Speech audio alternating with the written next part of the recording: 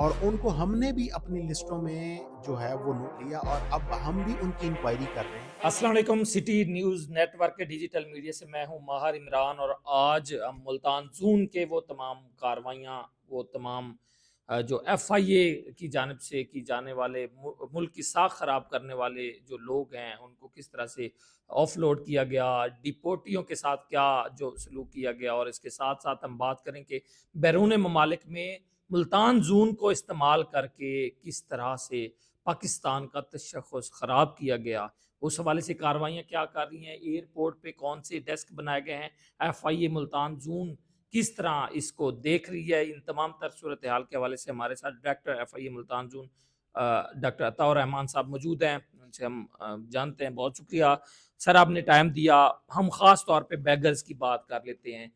ایک تو بیگرز کس طرح سے ملک کا تشخص خراب کر رہے ہیں، اور دوسرا آف لوڈ اور ڈی پورٹ کے حوالے سے بھی ہم بات کریں گے. سب سے پہلے تو یہ اوور آل بتائیے گا کہ کس طرح سے لوگ باہر ممالک جا رہے تھے جو غیر قانونی طور پر آپ سمجھتے ہیں جانا ہوتا ہے. جی بیسیکلی دو تین طریقے ہیں غیر قانونی جن کو ہم کہتے ہیں. کچھ کے تو ڈاکومنٹس ہی جعلی ہوتے ہیں، ان کو ہم ڈی ایف ڈی کہتے ہیں. تو وہ جو ڈاکومنٹس جعلی ڈاکومنٹس پہ جاتے ہیں وہ الگ ایک کیٹیگری ہے. ایک لوگ وہ ہوتے ہیں جن کے ڈاکومنٹس بالکل ٹھیک ہوتے ہیں، پروسیجرز کمپلیٹ ہوتے ہیں، لیکن ان کا ارادہ ہوتا ہے کسی اور کام کے لیے جو کہ پاکستان کا تشخص ہی خراب کرنے. جس طرح بیگرز، جس طرح ڈرگ ڈیلنگ میں جو ہے وہ بندے بعد میں ڈپورٹ ہوتے ہیں، وہاں پہ پکڑے جاتے ہیں. تو اس حوالے سے چونکہ کچھ ایسے لوگ بھی یس ہوتے ہیں جو کہ ڈنکی کے ذریعے یہاں سے جاتے ہیں ٹرکی یا موروکو یا کوئی اس طرح کے ممالک، اور اس کے بعد پھر یہاں سے لیگلی چلے جاتے ہیں. وہاں پہ وہ پھر ڈنکی لگا کے یورپ میں داخل ہوتے ہیں، اور خدا نخواستہ کوئی سانحہ ہوتا ہے تو پوری دنیا میں ہماری بدنامی ہوتی ہے. دوسرے وہ لوگ ہوتے ہیں جس طرح میں نے ذکر کیا کہ کچھ لوگ ہوتے ہیں جو کہ خاص کر ہمارے خلیجی ممالک میں ایسے بہت سارے لوگ گئے جو کہ عمرے کے ویزے پہ گئے، اور بعد میں وہاں پہ انہوں نے بھیک مانگنا شروع کیا. بدقسمتی سے ہماری بدنامی بھی ہوئی، اور اسی وجہ سے مطلب یہ بہت بڑی وجہ تھی کہ یو اے ای نے ہمارے ویزے تقریباً کسی حد تک بند کر دیے. اسٹرکٹ کمپلائنس انہوں نے شروع کر دی اور بہت ویجیلنس شروع کر دی. تو وہ جو جینوئن لوگ تھے ان کو بھی پرابلمس فیس کرنے پڑے. اس طرح سعودی عرب نے ہمیں وارننگ کسی صورت میں انڈائریکٹلی دے دی، کیونکہ جب بندے آپ کے پاس ہر وقت بھجوا رہے ہوتے ہیں کہ جی آپ کے بیگرز اپنے سنبھال لیں، تو اس کا میسج یہی ہوتا ہے کہ خدا نخواستہ ہمارے ساتھ ابھی عمرے کے لیے بھی یہی ہونا تھا. لیکن ایف آئی اے نے بڑا ٹائملی اس پہ جو ہے اس کو سیریس لیا اور ایسے لوگوں کو آف لوڈ کرنا شروع کر دیا جو کہ ایلیجڈلی وہ بھیک مانگنے کے لیے جا رہے تھے. تو اگر ہم پچھلے سال کا ایک تو ہم اوور آل ڈیٹا بھی لیں گے، اور دوسرا ایک قائمہ کمیٹی میں ایک جو ہے قومی اسمبلی کی وہاں پیش کیا گیا تھا پورا وہ ڈیٹا تھا، جس میں وزارت داخلہ نے محسن رضا نقوی نے باقاعدہ نوٹس بھی لیا تھا، اور ایف آئی اے بہت زیادہ کارروائیاں اس میں سامنے آئی تھی. پہلے کس طرح سے یہ آنکھوں میں دھول جھونک رہے تھے، اور اب کس طرح سے وہ جو پکڑے جا رہے ہیں، ان کارروائیوں کا ڈیٹا کیا ہے؟ جی بیسیکلی آپ کا جو کویسچن ہے اس کا جواب میں اس طرح دینا چاہوں گا کہ پہلے تو ہم کوئی بھی عمرے کے لیے جا رہا ہوتا تھا، وزٹ کے لیے جا رہا ہوتا تھا، تو ہم اس کو ایز اے وزٹر یا بطور زائر ہم اس کو دیکھ لیتے تھے. اور چونکہ نارملی ایک ہمدردی کا جذبہ بھی ہوتا ہے کہ عمرے پہ جا رہا ہے، تو ہم ان کو خاص کر اس کی ڈاکومنٹس کو دیکھ کے ہم اس کے اوپر کویشچن نہیں کرتے تھے، نہ اس کو سوالیہ نگاہوں سے دیکھتے تھے. لیکن اب ہم دیکھ رہے ہیں.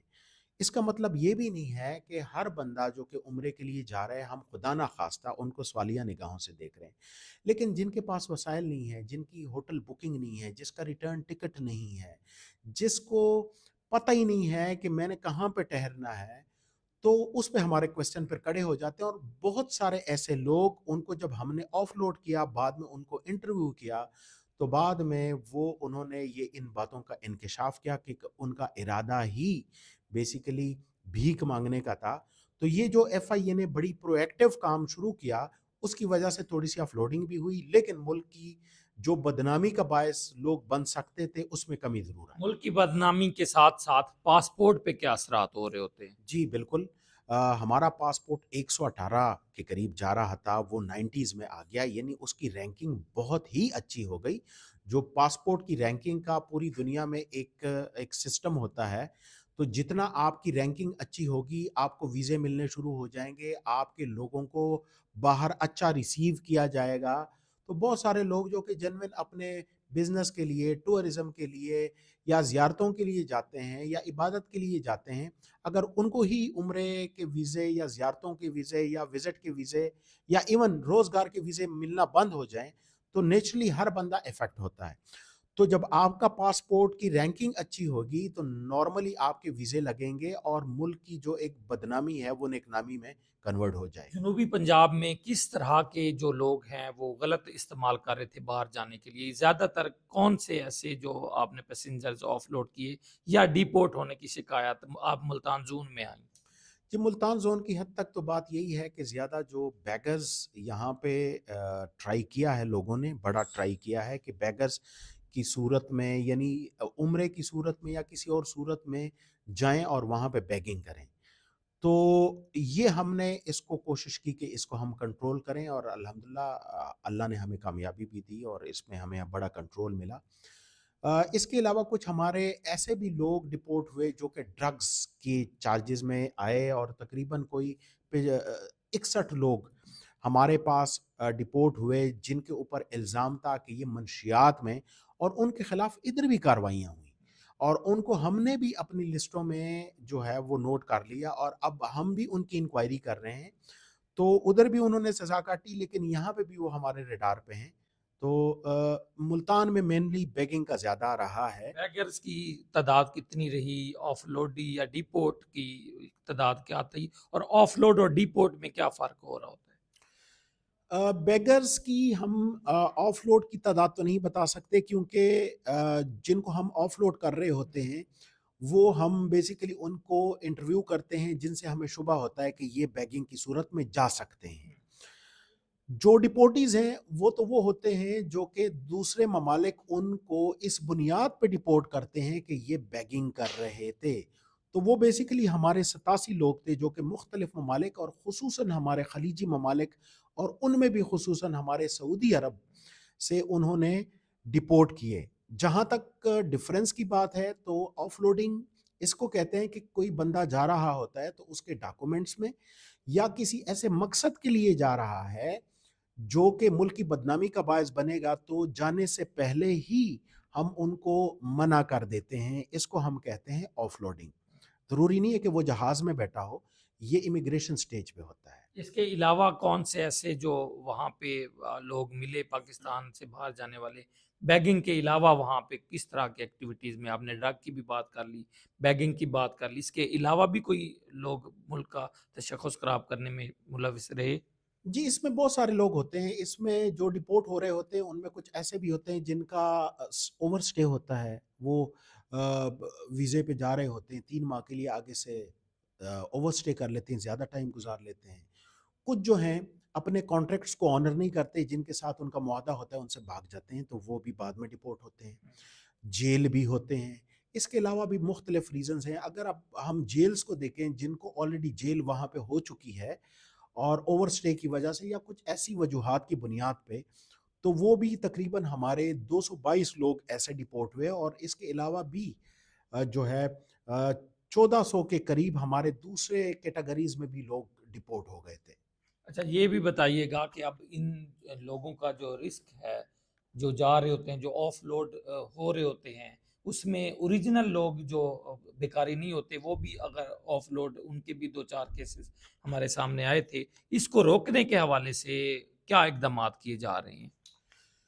जी, बिल्कुल, ये गलती की गुंजाइश तो हर जगह होती है, कोशिश यही होती है कि गलती ना हो, लेकिन इन केस अगर कोई बंदा उस वक़्त जब वो इंटरव्यू दे रहा है, वो कोई इस तरह की बात कर ले जो कि एक रीज़नेबल सस्पिशन क्रिएट करता है, तो नॉर्मली तो हमारा एटीट्यूड फिर भी यही होता है कि जाने दें, लेकिन अगर स्ट्रॉन्ग सस्पिशन है, तो हमने उसको ऑफलोड कर देना है। बाद में पता चले कि वाक़ई इस तरह नहीं था, तो उनको हम ही फैसिलिटेट करते हैं और अगली दफ़ा हम प्रॉपर फैसिलिटेट करते हैं और हमारा एक पूरा मैकेनिज़्म है कि जो बंदा कॉन्टेस्ट करता है कि मुझे बेजा तौर पे, अगरचे बहुत कम होते हैं, लेकिन फिर भी अगर आते हैं, तो मेरा ऑफ़िस اس کے علاوہ ہم نے ایک اور بھی آفس بنایا ہے جو کہ پری امیگریشن فیسیلیٹیشن ہے. یہاں پہ کوئی جانے کی کوشش کر پری رہا ہے. امیگریشن فیسیلیٹیشن یہ کیا ہے اور کس طرح سے لوگ جو باہر جانے والے ہیں اس سے فائدہ اٹھا سکتے ہیں؟ یہ جو ہمارا فیسیلیٹیشن سینٹر ہے یہ ہر زون میں قائم ہے.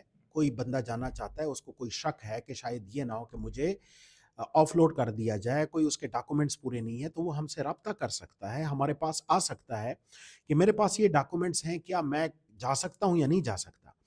تو یہ ہمارے زون کے اندر ہی آفس بنے ہوئے ہیں. جہاں تک ڈاکومنٹس کی ویراسٹی کی بات ہے کہ آیا یہ ڈاکومنٹس ویلڈ ہیں یا جعلی ہیں, وہ پھر ہمارا جو امیگریشن پہ ہمارا سیٹ اپ ہے, وہاں پہ ہماری لیب بھی ہیں, وہاں پہ ہمارے گیجٹس بھی ہیں, وہاں پہ یہ پتہ چلتا ہے.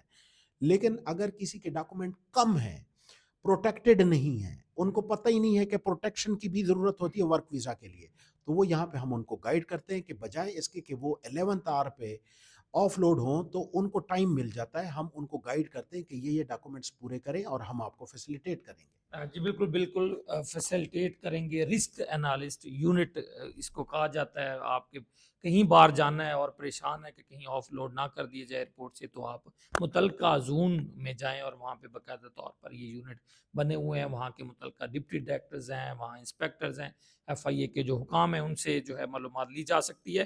یہ ایک خوفناک فگر تھا جو بیکاریوں کا تھا, باہر کے ممالک میں جا کے ملک کا تشخص خراب کر رہے تھے اور بہت سے ایسے ممالک میں جا کے اللیگل ایکٹیویٹیز میں شامل تھے جن کو ڈیپورٹ کیا گیا ساری زندگی کے لیے. جو ہے ان کے اپنے پاسپورٹ پہ بھی جو ہے وہ باہر جانے کا بین لگا اور اس کے ساتھ ساتھ ملک کا نام بھی خراب کر رہے تھے. تو ان کو اوپر جو کاروائیاں ہیں وہ بہت تیز کر دی گئی ہیں.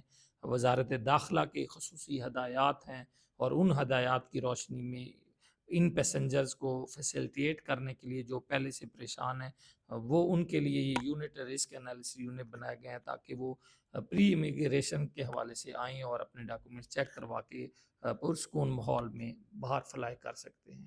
بہت شکریہ اس طرح کی ویڈیوز کے لیے ہمارے ساتھ رہیے.